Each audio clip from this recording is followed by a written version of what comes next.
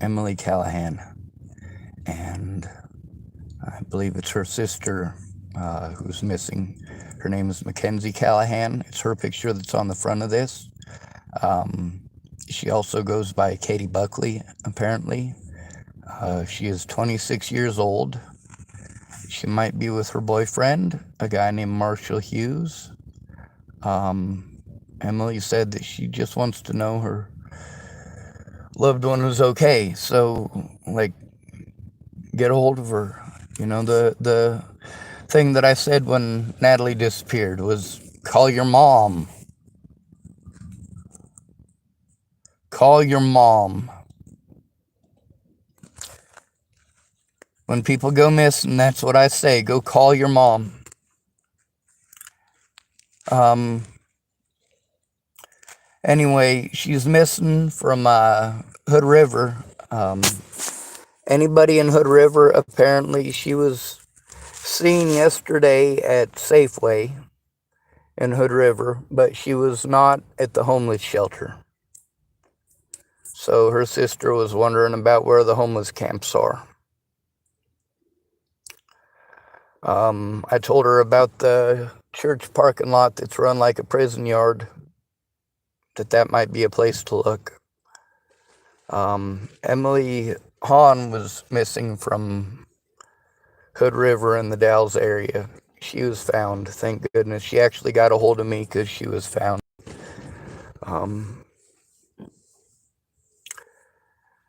The thing is, it is really bad out here.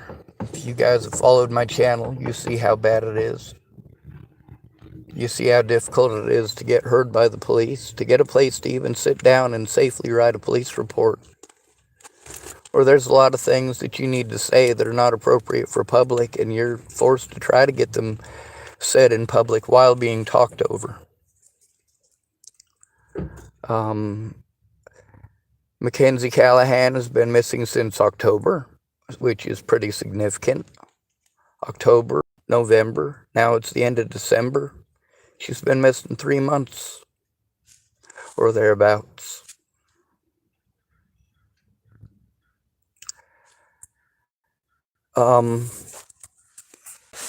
Call your mom. Mackenzie Callahan, please call your mom. Please. Anybody in Hood River, please keep a lookout.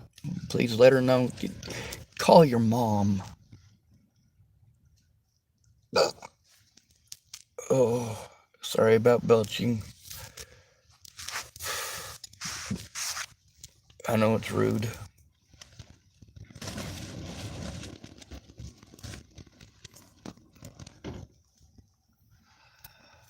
Call your mom, please. There's a woman missing from here in Tillamook, and her name is Janessa Ray Funkhauser. She was apparently last seen in Vancouver, but she also might have been in Woodburn, Oregon, or Burnside, Oregon, or Portland, Oregon. That's been ongoing for a while too. When your loved one has been missing for a long time, it does freak you out. Why wouldn't it? So please, anybody, could you keep an eye out for her, especially in Hood River, the Dalles, Portland. Tell her to get a hold of her mom. Call your mom, tell her you're not dead.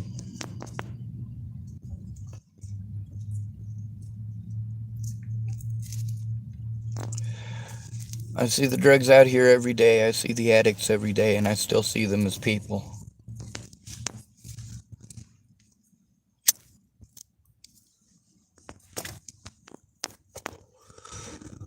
There's a point where they become the drug.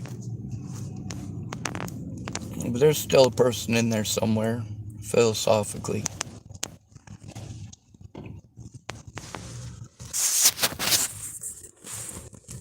Sometimes you have to love somebody from a distance. Sometimes they're self-destructive. Sometimes they're destructive towards others.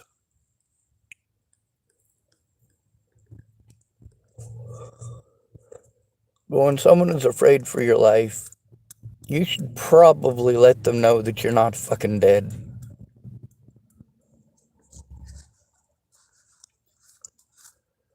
When somebody's getting a hold of you and telling you, hey, I'm afraid for my friends and family's lives, don't blow them off, please. They have every right and every reason to be afraid for their friends and family's lives, or they wouldn't be getting a hold of you.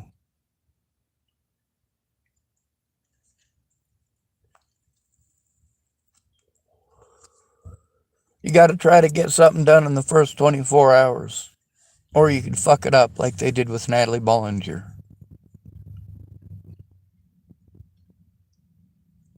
Where people just wanted to assume and they had an easy scapegoat. We can't be having that shit. You need to go out and find these people. You need to actually take an active role in your community, an active role in the protection of your children, of your loved ones, of your friends, and your family. That doesn't mean going vigilante and hurting people because you heard a rumor. It means making sure that your loved ones are okay, even if they're out on the streets, even if you're arguing. And for those of you out on the streets, it means making sure that you verify that of all the bad things that are happening to homeless people in record numbers right now, that you're not one of those fucking statistics. Another notification about another mother killing her kids. What the hell? Why does my phone need to do that?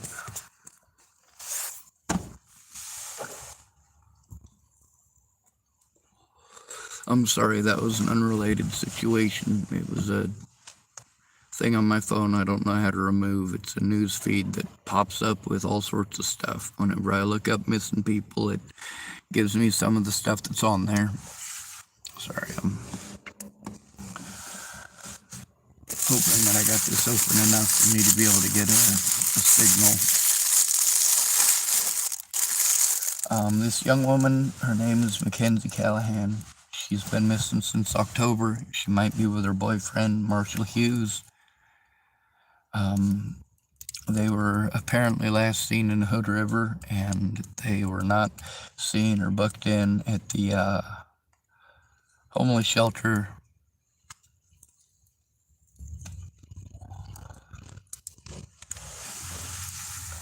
I don't think they should call it that, first of all.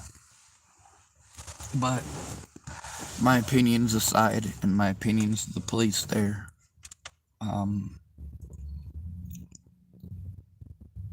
you guys who live in that community are the most likely to be able to make a difference. You just got to stay vigilant.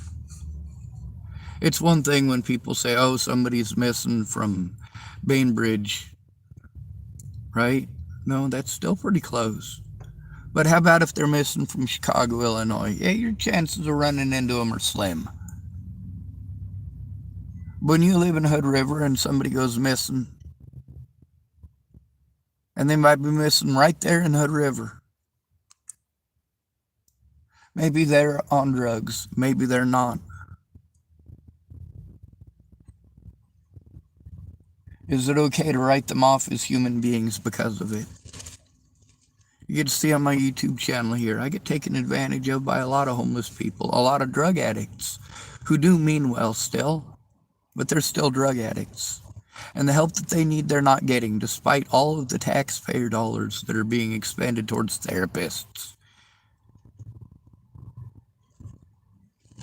They're scared, and they're in desperate situations, and people who are in desperate situations do desperate things.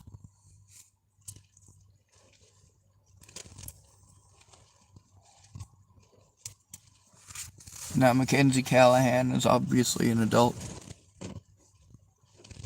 Mackenzie Callahan is possibly capable of making her own safe decisions, and she might be an at-risk adult legitimately. I don't know. I don't know all of the details. What I do know is, as someone who is worried about their loved ones only to find out the horrible, horrible, horrible reality. You know, I don't care if they're a drug addict or not. They're a human being still. Their loved ones are still human beings.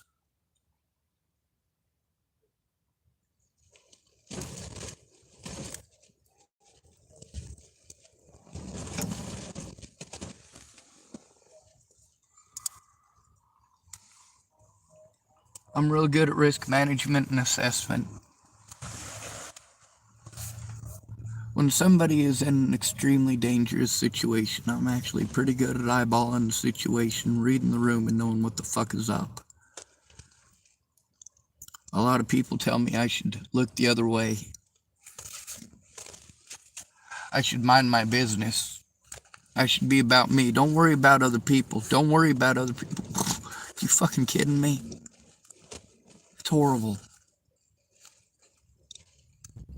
That is horrible.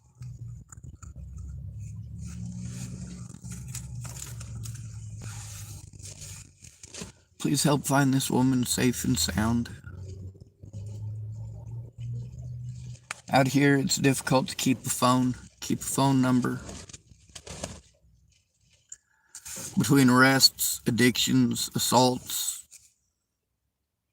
you end up with a lot of broken equipment.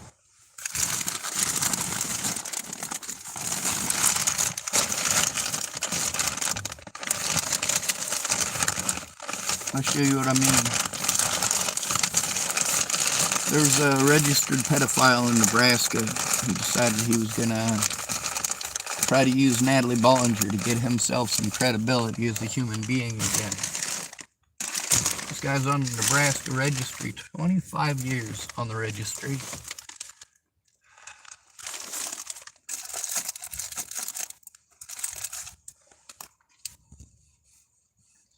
There's a phone in my vehicle. I'm trying to find it right now. The man assaulted me and then he broke my telephone in the process of assaulting me. Here it is.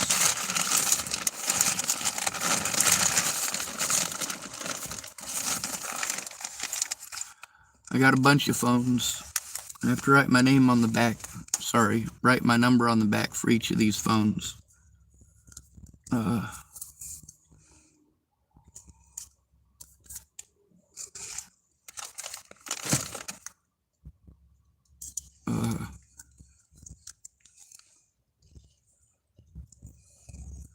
Stuff happens. I have to use a month-by-month phone.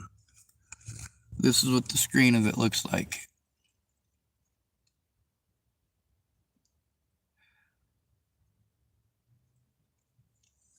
This is because registered Nebraska pedophile Robert Franklin Mornick wanted to threaten me repeatedly.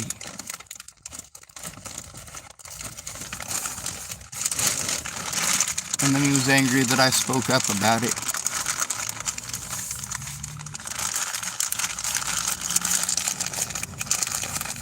When I recorded the abuse that I take and who it's from, I walked through Chapel, Nebraska, and I was not happy about the situation. And I recorded how many predators I saw in Chapel, Nebraska in just one day. How many people who had been predatory towards me since Natalie's death in just one day.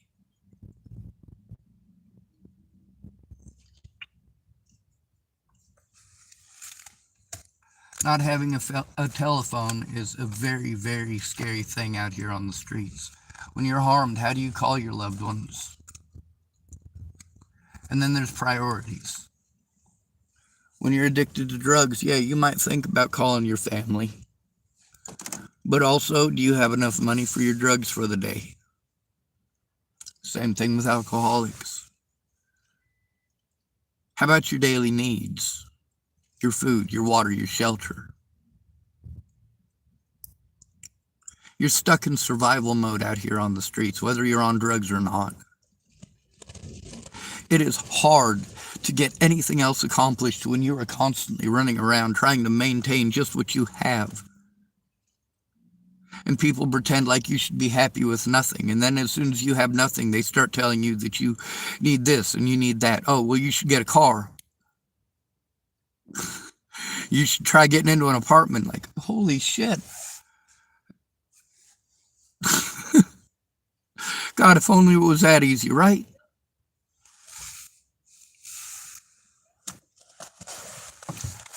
Now, there's a lot of money out here being used to help people on drugs. No, it's therapy. It's therapy over and over and over again. When these people out here on the streets are raped and beaten, therapy, therapy, therapy. What are the cops gonna do? Nothing. We don't fucking matter. We're homeless. We might as well all be on drugs. We might as well all be perverts. We might as well all be child abusers, right? Yes, we have a high proportion of abusers out here on the streets, as far as drugs go. We also have a high quantity of sexual and physical abusers out here on the streets. However, 80% of us out here on the streets are out here because of victimization, not because of predation and getting busted. We're out here because people were allowed to hurt us, allowed to harm us, allowed to take advantage of us physically, sexually, and financially, and get away with it by calling us things like mentally ill, slandering and gaslighting. You need to remember that. The gateway drug is trauma, Trauma. Now, what's our goal here today? Is to find this young woman, Mackenzie Callahan. She also goes by Katie Buckley. She's 26 years of age. She was possibly seen yesterday in Hood River at the Safeway. She might be with her boyfriend, Marshall Hughes.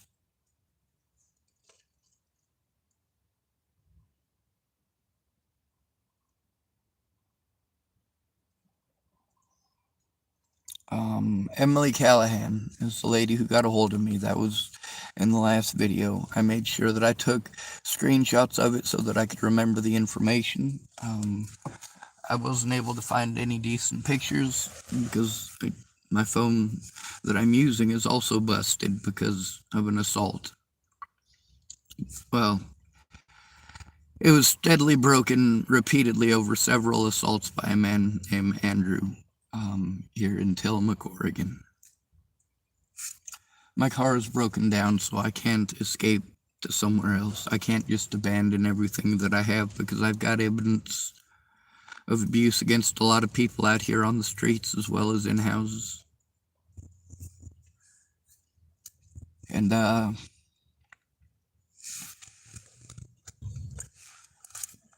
there's still people missing. There's still people that need to be found.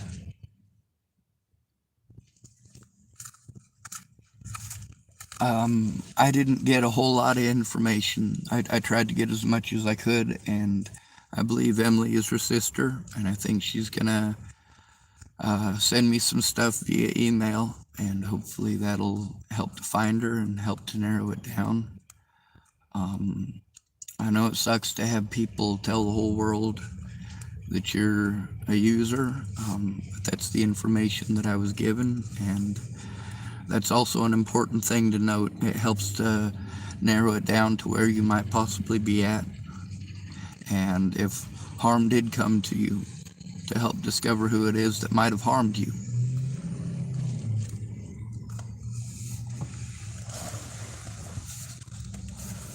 Like I said, when Natalie went missing and when Alicia went missing,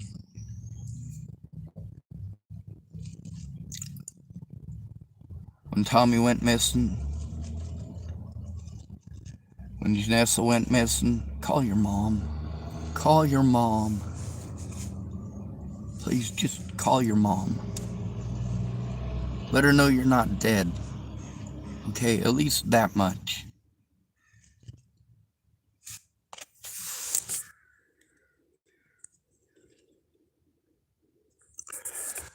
Alright, you know how we end these videos. Good to be rid of you. Thank you for coming to visit. Stay out of trouble or don't get caught.